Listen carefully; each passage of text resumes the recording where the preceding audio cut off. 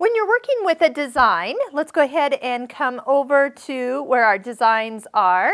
And I need a design that actually is not symmetrical. So that's what I'm looking for first in finding a design that I can kind of flip around and change it so it looks different every time we touch it. So this one's a place to start. Okay, so with this design, what we do have the ability to do is first move it.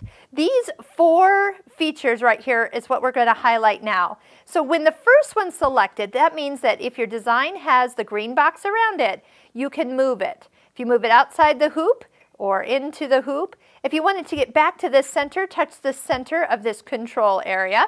But these little fine-tuning points, the arrows, will move it oh so slightly. Look how small the movement is.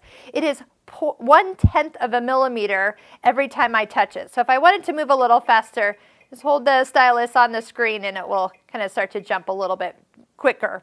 The other thing is that if you choose for rotation, that's the next one over, when you touch it, it's going to twist. And it will also show you here what the degree is that you have twisted it.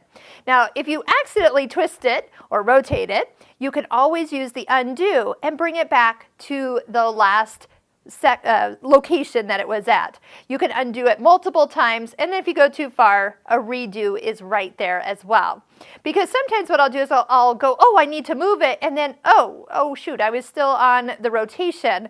So I'll do an undo and then make sure I reselect the moving option so I can position it where I want it. So we have movement, we have rotation, and now we have sizing or scale. So what we have the ability to do is actually shrink the design down 20% or up 20%. But you do notice right here, this is the stitch count of the design. When you scale a design on the machine, the stitch count does not change. So if I'm making something a little smaller, I'm kind of squishing a lot of stitches together. It could get a little dense.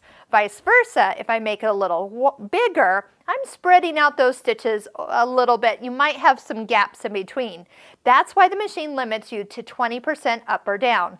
Now, if you want the stitch count to change, that is where you want to contact your local Pfaff store and work with them on some embroidery software that you can install in either a PC or a Mac computer.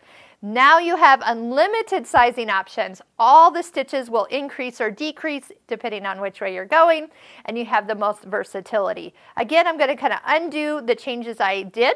And the fourth one over is just moving this is like taking your hand on a piece of paper and being able to see it over to the left or to the right. It's like I'm able to move the paper on the screen. That's why it has a picture of a hand. So just go ahead, do play around with the moving, sizing, rotating, and then don't forget you do have mirror image. I'll just do the up and down one. That's the one where we can turn it upside down. The right to left here is not going to show much because it's symmetrical that direction, but you can go ahead and use mirror images for your designs as well.